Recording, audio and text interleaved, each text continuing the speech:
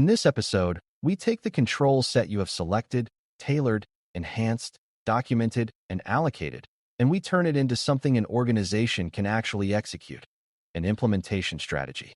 This is where compliance moves from analysis to action, and it is also where many plans fail, not because the controls are wrong, but because the work was never designed to fit real constraints.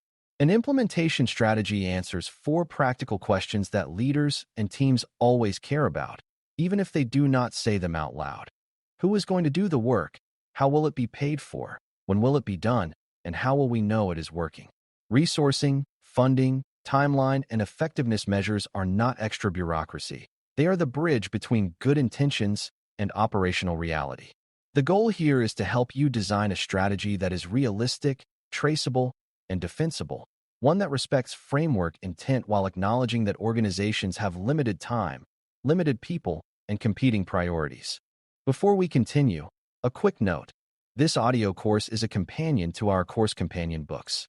The first book is about the exam and provides detailed information on how to pass it best. The second book is a Kindle-only ebook that contains 1,000 flashcards that can be used on your mobile device or Kindle. Check them both out at CGRC.Me in the Bare Metal Study Guide series. Resourcing begins with an honest understanding of what kinds of work your control set requires, because staffing needs are not just about headcount. Some controls require ongoing human process, like access reviews, incident response coordination, training delivery, and evidence collection. Some require engineering work, like integrating with shared identity services, improving logging, refining configurations, or adjusting data handling workflows. Some require governance work, like risk acceptance decisions, exception tracking, and stakeholder coordination. The mistake beginners often make is to assume that once controls are selected, implementation is mostly a technical effort, but many of the heaviest burdens are process and coordination. A good resource plan identifies which roles are needed, such as system engineers, security engineers, administrators, governance analysts, and operational responders, and then estimates how much time those roles must commit. It also recognizes that some responsibilities might sit with shared service teams, which means you may need to plan for coordination and service onboarding rather than direct build work. Resourcing is not just who, but also capacity.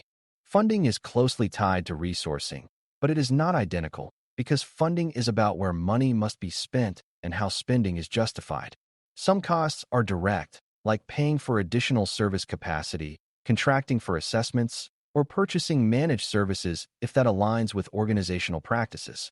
Some costs are indirect, like staff time, overtime during cutovers, and the opportunity cost of delaying other projects.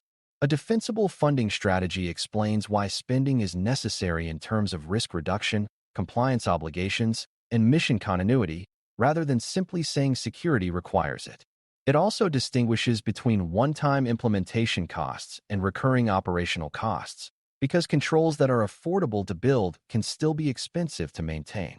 Funding decisions are easier when you tie them to system impact level and to specific control drivers like legal obligations, contractual commitments, or known risk exposures.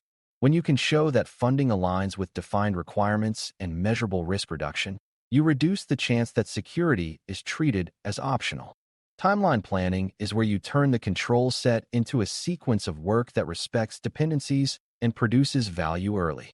A common beginner error is to produce a timeline that is just a list of tasks in arbitrary order, which looks organized but collapses once teams begin work. A stronger approach is to recognize that some controls are foundational enablers for other controls, such as identity integration enabling access controls, centralized logging enabling monitoring, and configuration management enabling consistent hardening. If you implement advanced monitoring before basic log collection exists, you create frustration and little evidence. If you attempt access reviews before roles and account sources are clarified, you create noisy review work that does not improve security. A defensible timeline sequences foundational capabilities first, then builds toward higher maturity, and it includes checkpoints where evidence begins to be generated. It also considers risk exposure, meaning that high-impact gaps that create immediate risk should be addressed sooner than polish work that improves efficiency later. The timeline should feel like a strategy, not a wish list. Effectiveness measures are the part that makes the strategy more than a project plan, because they define what success looks like and how it will be evaluated. The easiest trap is to measure completion of tasks rather than improvement of outcomes, like counting how many policies exist rather than whether controls operate reliably. Effective measures tie back to control intent and to security objectives, such as whether unauthorized access attempts are detected, whether access creep is reduced, whether vulnerabilities are remediated within defined timeframes, and whether recovery processes work as expected. Effectiveness measures should include both leading indicators and lagging indicators. Leading indicators are things you can observe early, like whether required reviews occur on schedule, whether logging coverage increased, and whether remediation tickets are being closed within targets. Lagging indicators are outcomes like reduced incident impact, fewer repeat findings, and improved assessment results. A good strategy uses measures that teams can influence and that leadership can understand without specialized technical knowledge. To design an implementation strategy that is realistic, you should distinguish between implementation work and operationalization work. Implementation is the initial effort to put controls in place, like establishing policies, onboarding to shared services, configuring roles, and setting monitoring conditions. Operationalization is the ongoing work that keeps controls alive, like running reviews, responding to alerts, updating baselines, and tracking vulnerabilities. Many organizations invest in implementation and then underinvest in operationalization, which leads to controls that degrade over time and compliance that becomes a periodic scramble. A defensible strategy includes both, and it makes operational ownership explicit so there is a clear handoff from project work to steady-state operations. This is also where resourcing and funding must account for recurring effort, not just the initial build. If you plan only for implementation, you are planning to fail quietly later. A useful way to keep the strategy grounded is to map each major control area to a work package that includes people, time, and measurable outcomes. For example, access control improvements might include integrating identity sources, defining role models, establishing approval workflows, and scheduling reviews, with measures such as reduced orphan accounts and consistent review completion. Logging and monitoring might include defining event coverage, ensuring secure log retention, establishing alert triage processes, and measuring coverage and response time. Vulnerability management might include establishing scanning cadence, triage rules, remediation workflows, and measuring remediation timeliness and exception discipline. Resilience controls might include backup validation, recovery procedures, and measuring restoration success and recovery time. You are not writing lists for learners to follow step by step. You are learning the structure of a plan that ties work to outcomes. This helps you prevent a strategy that is purely descriptive and instead make it actionable. Funding strategy also benefits from tying costs to risk reduction, especially when resources are scarce and leaders must choose between projects. If your system has high availability impact, funding for resilience improvements can be justified as mission continuity, not just security. If confidentiality impact is high due to sensitive information types, funding for stronger access and monitoring can be justified as preventing severe harm and compliance exposure. If integrity impact is high, funding for change control improvements and validation can be justified as preventing errors and fraud. These justifications do not need to be dramatic. They need to be clear and aligned with the earlier impact analysis. A strong governance practitioner does not ask for money by saying security is important. They explain what consequences being reduced and what control capability will reduce it. That connection is what makes funding defensible. It also helps you make trade-offs, because not every improvement can be funded at once. Timeline strategy should also include realistic dependency management and coordination time, especially when shared services and stakeholders are involved. If you rely on an enterprise team to onboard your system to centralized logging or identity, you must plan for their queue, their requirements, and their review cycles. If a control requires training, you must plan for scheduling and content alignment, not just writing a policy. If a control requires documentation review cycles, you must plan for approvals and version control. These coordination steps are often invisible in purely technical plans, which is why those plans fail. A defensible timeline includes buffers for coordination and includes milestones that reflect stakeholder agreement. such as sign-offs on control allocation and acceptance of operational responsibilities. This is not padding.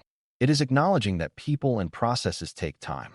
The strategy should also include a way to handle changes, because systems evolve during implementation and an inflexible plan becomes obsolete quickly. Effectiveness measures need to be chosen carefully so they do not encourage the wrong behavior. If you measure success only by number of vulnerabilities closed, teams may close easy issues and ignore high-risk ones that take longer. If you measure success only by number of alerts, teams may tune out alerts rather than improving detection quality. If you measure success only by policy completion, teams may write documents that no one follows. Better measures encourage meaningful outcomes, such as closing high-risk exposures within targets, reducing repeat issues, improving coverage of critical logs, and demonstrating successful recovery tests. It also helps to measure consistency, such as whether reviews occur on schedule and whether evidence is produced reliably, because inconsistency is a major sign of fragile compliance. Measures should be reviewed periodically, because a measure that was useful in early implementation might become less useful once maturity increases. A continued compliance mindset treats measures as part of governance, not as set-and-forget metrics. By the end of this lesson, the main outcome is that you can design an implementation strategy that is practical and defensible because it ties control requirements to real execution. Resourcing identifies the roles and capacity needed for both implementation and ongoing operations, acknowledging that process and coordination work are as real as technical work. Funding distinguishes one-time and recurring costs and justifies spending in terms of impact reduction and compliance obligations rather than vague security importance. Timeline sequences work based on dependencies and risk exposure, including coordination milestones and evidence-producing checkpoints that demonstrate progress. Effectiveness measures define how you will know controls are not only installed but operating as intended, using indicators that align with control intent and encourage the right behavior. When you can produce this kind of strategy, you are not just selecting controls. You are creating a plan that can be executed and defended, which is the heart of responsible governance and real-world compliance. Thanks for listening. For more audio courses, daily newsletters, and more, please visit BareMetalCyber.com.